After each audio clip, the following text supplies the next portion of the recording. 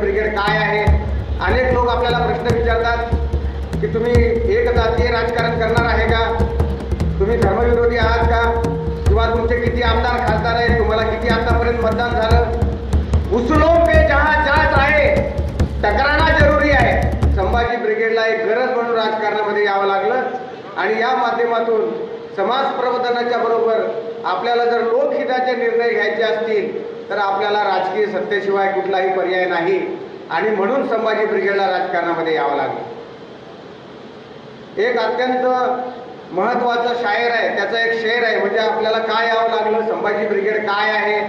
अनेक लोक आपल्याला प्रश्न विचारतात की तुम्ही एक जातीय राजकारण करणार आहे का, तुम्ही धर्मविरोधी आहात का, किंवा तुमचे किती आमदार खासदार आहेत, तुम्हाला किती आतापर्यंत मतदान झालं। तुम्ही खरंच भाजपच्या या शक्तिशाली व्यवस्थेला तुम्ही या ठिकाणी उद्ध्वस्त करू शकणार आहे का, तुमचे आई वडील आजी आजोबा कुणीतरी नातेवाईक तुमचे आमदार खासदार होते का, निवडणुकीला प्रचंड पैसा लागतो ती तुमची कुवत आहे का। अशा प्रकारचे प्रश्न संभाजी ब्रिगेड समोर उभे केले जातात। त्या सर्वांना आपण उत्तर दिलं पाहिजे की संभाजी ब्रिगेडचं जे एकमेव ध्येय आहे की लोकशाहीच्या 75 वर्षामध्ये ज्या घरामध्ये ज्या मायबापाच्या पोटी अनेक लोक जसे जन्माला आले तसे बहुजन समाजातले लोकही जन्माला आले, परंतु माणूस निर्माण झाल्यापासून ज्या कुटुंबामध्ये लोकशाहीच्या नंतर आमदार खासदार कोणी झाले नाहीत, मंत्री मुख्यमंत्री झाले नाहीत, अशा सर्वसामान्य सर्व जातीय घरातून त्या मुलांना आमदार खासदार करण्याची प्रतिज्ञा शपथ घेऊन संभाजी ब्रिगेड रस्त्यावर उतरली। काही लोक म्हणतात की पवार साहेब 50 वर्षापासून एकाच मतदारसंघात निवडून येतात, त्यांना कोणीच पाडू शकत नाही। एक उदाहरण म्हणून शरद पवारांचं नाव घेतलं। काही जण म्हणतात 20-20 वर्ष 4-4 टर्म आमदार खासदार निवडून आले। आमचं असं स्पष्ट मत आहे की लोकशाही राज्यव्यवस्था असेल, घराणेशाही कशी म्हणजे हुकुमशाही राज्यशाही कशी होती ती 100-100 वर्ष 200-200 वर्ष 500-500 वर्ष एकाच राज्याची सत्ता अशी हुकुमशाही होती। या हुकुमशाहीला आणि फॅशिझमला नेस्तनाबूत करून सर्वसामान्य रयतेला सत्तेत प्राधान्य मिळालं पाहिजे म्हणून लोकशाही समाजवादी व्यवस्थेचा जन्म जगामध्ये झाला। आणि लोकशाही निर्माण झाल्यानंतर सुद्धा एकच व्यक्ती 50-50 वर्ष 25-25 वर्ष तो मेल्यावर त्याचा पोरगा, तो मेल्यावर त्याचा पोरगा, त्याची सून, त्याची भाची, त्याचा काका निवडून येत असेल तरी लोकशाही नव्हे, लोकशाहीच्या व्यवस्थेच्या नावावर निर्माण झालेला नवा फॅशिझम आहे। एकाच मतदारसंघामध्ये सारखा एकच माणूस निवडून येत असेल तर त्या मतदारसंघातल्या त्या देशातल्या लोकांना लोकशाही समजली नाही असा त्याचा अर्थ होतो।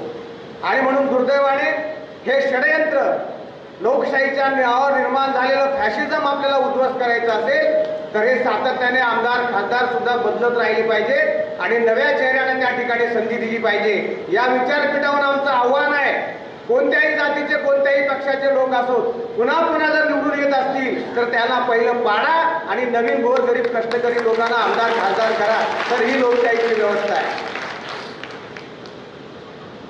उसूलों पे जहां जात आहे टकराना जरुरी आहे। संभाजी ब्रिगेडला राजकारणात काय यावं लागलं, नपुंसकाचं शील आणि दुर्बळाची अहिंसा याला व्यवहारात तेवढीची किंमत नाही। लोकांचं कल्याण व्हावं म्हणून आपण कितीही मंत्र जाप केले तरी लोकांचं कल्याण होणार नाही। त्यासाठी व्यवस्था परिवर्तनासाठी रस्त्यावर उतरावं लागेल आणि ती संभाजी ब्रिगेडची ताकद आहे। आणि एक चांगली गोष्ट म्हणजे ब्राह्मणी वर्णवर्चस्ववादी हिंदुत्वाला माननीय सन्माननीय बाळासाहेब ठाकरेंनी लाथ मारली आणि एक घोषणा केली की आमचं हिंदुत्व प्रबोधन करायचं आहे, आम्ही शेती जाणवायला मानत नाही। त्या दिवशी ब्रिगेड आणि संभाजी ब्रिगेड आणि शिवसेनेची युती आणि ही युती एका आश्वासक अशा विचारावर झालेली आहे। गद्दारी, धंदे, खोकेल, लाचारी, आमदारकी, खासदारकी ही आमची चर्चा युतीमध्ये कुठेही झालेली नाही। या विचारावर तुम्ही जोपर्यंत प्रामाणिक आहात तोपर्यंत आम्ही तुमच्या सोबत आहोत। या देशातला विषमतावाद आणि ब्राह्मणी आयडियोलॉजी नेस्तनाबूत करणे त्यासाठी उद्धवजींनी पुढाकार घेतला आणि म्हणून संभाजी ब्रिगेड आज शिवसेनेच्या सोबत आहे। आणि म्हणून आम्ही जेव्हा मुंबईला आमचा संयुक्त मेळावा झाला तिथे सुद्धा उद्धव साहेबांना आम्ही सांगितलं हे काँग्रेस राष्ट्रवादी वगैरे पक्षांचं काय होईल सांगता येत नाही। रात्रीतून पक्ष फुटतात, दुसऱ्याकडे जातात, तिसऱ्याकडे जातात, नुसता खिचडी झालेली आहे। काय होते राजकारणात त्याच्यावर चर्चा न केलेली बरी, अशा प्रकारचं देशातलं सध्याचं वातावरण आहे। म्हणून आम्ही उद्धव साहेबांना सांगितलं की काँग्रेसचे काय होईल, राष्ट्रवादीचे किती तुकडे पडतील, कोण कोणाकडे जाईल, कोण ईडीला शरण जाईल, ते खड्ड्यात जाऊ द्या, पण आम्ही त्यांना सांगितलं की शिवसेना आणि संभाजी ब्रिगेड ही अबाधित राहिली तर महाराष्ट्रात निश्चितपणे सत्ता आणू शकते, ही हिम्मत ब्रिगेडच्या कार्यकर्त्यामध्ये आहे. आणि म्हणून ही भूमिका घेऊन संभाजी ब्रिगेड उतरलेली आहे. उसूलों पे जहां जा चाहे तो टकराना जरूरी है, जो जिंदा हो तो फिर जिंदा नजर आना जरूरी है. आम्ही मराठी आहोत, शिवाजी महाराजांचे, फुलेशाह आंबेडकरांचे वारस आहोत, हे बोलून चालणार नाही. तर जिथे जिथे गुलामी आहे, विद्वेष आहे, शोषण आहे, तिथे आपल्याला शस्त्र घेऊन उभं टाकावं लागेल, तर तुम्ही त्या महापुरुषांचे वारस आहे. आणि म्हणून ब्रिगेडनं हे केलेलं आहे. उसूलों पे जहां जा चाहे टकराना जरूरी है, जो जिंदा है तो फिर जिंदा नजर आना जरूरी है.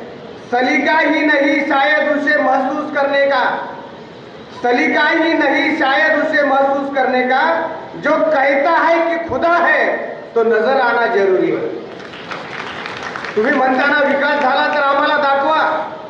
का अदानी, अंबानी, टाटा, बिर्ला हे या देशाचे मालक झालेले आहेत आणि 75 वर्ष या देशात लोकशाही आहे, तर सर्वसामान्य माणूस भुके कंगाल का झालेला आहे, हा आमचा तुम्हाला प्रश्न आहे.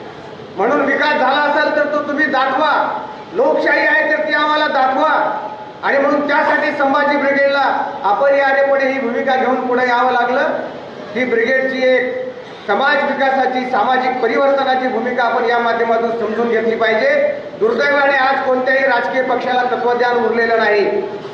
मगा भोयरने सांगितलं आपल्या प्रस्ताविकामध्ये, किंवा आमचे प्रेमकुमार बोकेंनी सांगितलं की आता या देशामध्ये पूर्वी राज्यकर्ते दादागिरी करत होते, पण दुर्दैवाने लोकशाही निर्माण झाल्यानंतर या देशातले राज्यकर्ते, भांडवलदार, सर्व धर्माचे धर्मपुरोहित आणि या देशातली न्यायपालिका, ह्या चौघांची अभद्र युती झालेली आहे आणि या माध्यमातून सर्वसामान्यांचं शोषण या देशात केलं जात आहे. म्हणून ब्रिगेडला ही अभेद्य युती तोडून सर्वसामान्य लोकांचं सरकार या देशात आणणं, ही कटिबद्धता म्हणजे संभाजी ब्रिगेड आहे.